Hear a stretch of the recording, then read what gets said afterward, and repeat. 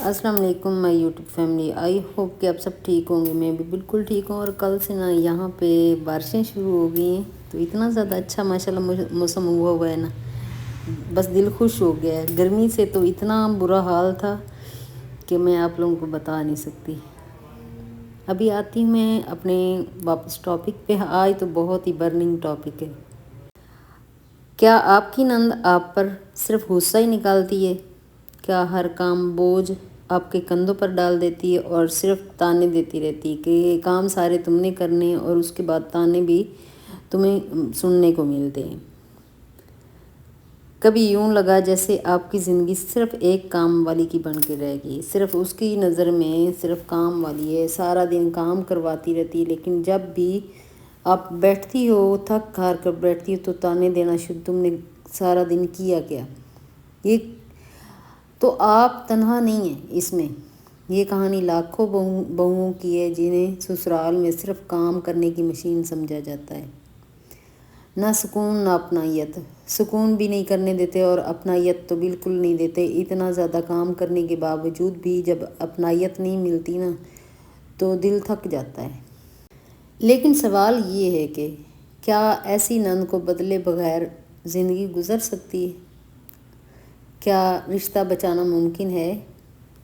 چلیے آج دل سے بات کرتے ہیں اور سیکھتے ہیں وہ 8 طاقتور راستے جو ایک زہریلی نند کو بھی انسانیت کا سبق سکھا سکتے ہیں، عزت سے، حکمت سے اور بغیر خود کو توڑے۔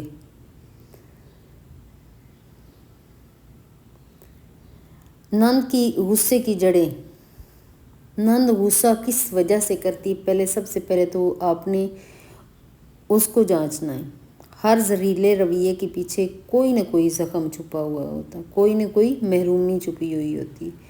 ہو سکتا ہے آپ کی نند کے دل میں بھی محرومیاں ہوں، یا اسے لگتا ہو آپ نے اس کا بھائی چھین لیا ہے، اسے یہ لگتا ہو۔ یاد رکھیے، ہر غصے کے پیچھے ایک خوف ہوتا ہے۔ ہو سکتا ہے وہ آپ سے بڑی ہو، عمر میں بڑی ہو، اور اتنے رشتے آنے کے باوجود اس کے رشتے نہ ہو رہے ہو، رشتہ نہ ہو رہا ہو۔ یہ بھی محرومی کی ایک وجہ ہو سکتی ہے کہ اس کا غصہ بھی وجہ ہے نظر انداز کیے جانے کا، کہ اسے ہر وقت ہر کوئی نظر انداز کر دیتا ہے۔ کم اہم سمجھنے کا بھی ہوتا ہے، کم اس کو اہم نہیں سمجھا جاتا، یا رتبہ کھو دینے کا۔ اگر دشمنی کی بنیاد حسد ہو تو اس کا علاج رحم ہے۔ اگر صرف وہ حسد کرتی ہے کہ تم خوبصورت ہو، تم گھرداری سنبھالتی ہو، تمہیں ہر کوئی اچھا سمجھتا ہے، تو وہ یہ حسد ہے نا، تو حسد کے لیے تو صرف رحم کیا جا سکتا ہے، مقابلہ نہیں۔ نمبر 2، جواب کم، برداشت زیادہ۔ جب وہ کہے تجھے تو کچھ آتا ہی نہیں، تو آپ یہ نہ کہیں تو خود کیا کرتی ہے۔ جب ہم جیسے کوئی تیسا دکھاتے ہیں نا، تب اور غصہ آتا ہے۔ جب آپ یہ کہیں، بلکہ مسکرا کر خاموش، کیونکہ بعض اوقات جو خاموشی ہوتی ہے نا، وہ اتنی زیادہ اثر والی ہوتی ہے، اتنا اثر انداز ہوتی ہے نا، جو عورت برداشت کر لیتی ہے وہ رشتے توڑتی نہیں، بچاتی ہے۔ اب اگر برداشت کر لیتی ہو نا کہ تجھے کچھ نہیں آتا، ہاں ٹھیک ہے، کچھ نہیں آتا۔ دوسرا حال کیا ہے؟ چھوٹے چھوٹے احسانات۔ جب وہ کچن میں آئے نا، ایک کپ چائے بنا کر پیش کر دو۔ جب اس کا سر درد ہو رہا ہو تو اس کے سر میں تیل مالش کر دو۔ اس کو اگر وہ اداس بیٹھی ہوئی ہوتی ہے تو اس کی دل جوئی اگر کر لو گی، یہ چھوٹے چھوٹے عمل نا دلوں میں بڑے اثر چھوڑتے ہیں، بڑے اثر چھوڑتے ہیں۔ انسان دشمنی کو بھول سکتا ہے۔ انسان کے اندر جو زہریلا پن ہوتا ہے نا، وہ بھی آہستہ آہستہ، انسان ہے نا، ہر انسان ایک جیسا ہوتا ہے۔ زہر جو ہوتا ہے وہ حالات بھر دیتے ہیں انسان کے روح میں، جسم میں جو زہریلا پن ہوتا ہے نا، وہ حالات بھرتے ہیں، وہ محرومیاں بھرتی ہیں۔ وہ محرومیوں کی وجہ سے نا زہر بھر جاتا ہے دل میں۔ انسان دشمنی کو بھول سکتا ہے مگر نرمی کو نہیں بھولتا۔ جب آپ نرم انداز سے، پیار سے اس سے بات، وہ نرم انداز ہمیشہ یاد رہتا ہے۔ اگر خدا نخواستہ آپ دنیا سے بھی چلے جاتے ہیں تو آپ کا وہ نرم انداز، آپ کی اچھائیاں جو ہوتی ہیں وہ بعد میں بھی یاد کی جاتی ہیں۔ اگر آپ برے ہو نا، تو آپ کو یاد کرنا، کیا آپ کا نام لینا بھی کوئی پسند نہیں کرے گا۔ جب آپ اچھائی کر کے جاؤ گے نا تو آپ کی اچھائی ہمیشہ یاد رکھی جائے گی. انہیں یہ نہ کہنا کہ ایک کولی بھیج رہے ہیں ایک دال دے دے. اچھا پہلے پتہ کیسے ہوتا تھا، ایک گھر میں سالن اگر بنتا تھا نا تو کولیاں بھیج دی جاتی تھی ایک دوسرے کے. اچھا آج تم نے سالن گھر میں پکایا، ٹھیک ہے ہمارے گھر میں بھی بھیج دو. آج ہر گھر میں سالن بنایا جاتا ہے، ہر گھر میں سالن. پہلے نہیں ہوتا تھا ہر روز سالن بنانا، سچ میں نہیں ہوتا تھا. اگر میری ایج کے کوئی لوگ سن رہے ہیں نا تو اگر انہوں نے وہ وقت دیکھا ہوا ہے نا، گزارا ہوا ہے، تو کمنٹ ضرور کرنا کیسا ہوتا. اگر خاص کر کے اگر ساگ پکتا تھا نا گھر میں جب ساگ پکتا تھا اس وقت سب کو پتہ ہوتا تھا ان کے گھر ساگ پکا ہوا ہے. چل بھئی اور تھوڑا نہیں پکایا جاتا تھا، وہ اتنا زیادہ پکایا جاتا تھا کہ آدھا محلہ تو ساگ کھاتا تھا وہ والا. تو آپ بس جتنے دل تنگ ہو گئے نا آج کل اتنے ہی حالات خراب لوگوں کے ہو گئے. دل جب بہت زیادہ کھلے تھے نا حالات بھی بہت اچھے ہوا کرتے تھے. چلیں جی، تیسرا حال کیا ہے دل کی بات عزت سے. ایک دن الگ سے وقت نکالیں اور بیٹھ کر آرام سے کہیں آپ کے دل میں میرے لیے کوئی شکایت ہو تو مجھے بتائیے. میں چاہتی ہوں ہم رشتے میں محبت رکھیں نہ کہ نفرت. ایک دن بیٹھ جائیں اس کے پاس. نند ہے بہت زیادہ غصے والی ہے، بہت زیادہ گالیاں بھی خدا نخواستہ نکالتی ہے، پھر بھی آپ جا کے بیٹھ جاؤ ان کے پاس اور ان کو یہی کہو کہ رشتے میں محبت رکھیں کہ نفرت جو ہے ہمارے درمیان جو ہے نا وہ ختم ہو جائے گی. یہ جملے جادو کرتے ہیں، سچ میں جادو کرتے ہیں. اکڑنے والے دل بھی کبھی کبھی نرم پڑ جاتے ہیں. جو اکڑے ہوئے دل ہوتے ہیں نا وہ بھی نرمی سے موم پڑ جاتے ہیں جب کوئی ان سے عزت سے بات کرے. جب ہر کوئی کہتا ہے نا تو غصے والی، تو غصے والے، تو کڑوا بولتی. بھائی جتنا آپ کہتے رہو گے وہ مزید ٹریگر ہو کے مزید غصے والی ہوگی، مزید وہ چیزیں سر پھاڑے گی نا. تو اگر نرمی سے بات کرو گی نا تو کچھ حال نرم نکل سکتا ہے. چوتھا حال کیا ہے، اپنے لیے بھی وقت نکالیں. اگر وہ کام سارا دن کہتی کہ کام کرتے رہو اور وقت اپنے لیے نہیں نکلتا تو یہاں پہ سیلفش آپ کو خود غرض ہونا پڑے گا. اپنے لیے، اپنی صحت کے لیے، اپنے بچوں کے لیے، اپنے گھر کے لیے آپ کو سیلفش ہونا پڑے گا، آپ کو خود غرض ہونا پڑے گا. آپ کوئی نکرانی نہیں. دن بھر کام، نند کے تانے وانے بھی سنتے رہیں اور پھر بھی سکون کی چھٹی نہیں. ہر روز وقت صرف اپنے لیے کچھ نہ کچھ نکالیں. اتنا نکالیں کہ آپ مزے سے بیٹھ کے چائے پی سکیں. کبھی قرآن پاک کی تلاوت، کبھی پسندیدہ کتاب، جو بھی آپ کو پسندیدہ آپ کی کتاب ہونا، ناول ہو. بہت زیادہ لوگ ہوتے ہیں ناول پڑھنے کے شوقین. ویسے آج کل ناول کوئی بھی نہیں پڑھتا. ویسے مجھے تو اپنا ہی زمانہ یاد آ جاتا ہے جب ناول پڑھے جاتے تھے، اخبار پڑھی جاتی تھی. وہ اپنا زمانہ اصل میں یاد آ جاتا ہے. آج کل تو ٹک ٹاک ہے، سارا دن سکرول کرتے رہو. وہ چیزیں جو ہوتی ہیں نا وہ ختم ہوتی ہی نہیں. تھوڑا سا چہل قدمی بھی کر لو.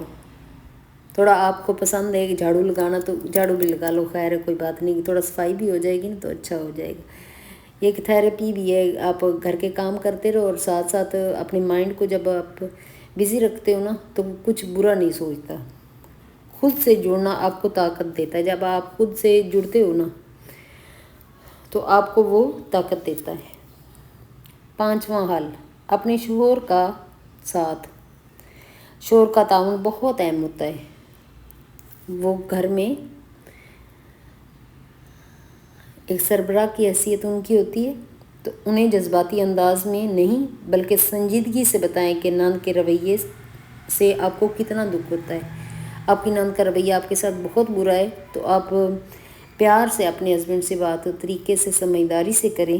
میں اس گھر میں خوش رہنا چاہتی ہوں، بس چاہتی ہوں تھوڑا سا انصاف بھی ہو. شوہر اگر سمجھدار ہوا نا تو سچ سن کر خاموش نہیں رہتا. وہ کچھ نہ کچھ اپنی بہن کو ضرور سمجھائے گا، آپ کو جگہ دلائے گا اپنے گھر میں. اگر تو شوہر بھی اسی کیٹیگری کا ہے جس کیٹیگری کی نند ہے پھر تو اللہ ہی حافظ ہے آپ کا. اور پھر اللہ سے ہی مدد مانگو کیونکہ اس گھر میں جتنے سال گزارنے وہ اسی طرح گزرتے رہیں گے. ہم عورتیں ہیں، عورتوں کو بس یہی گزارا کرنا ہے۔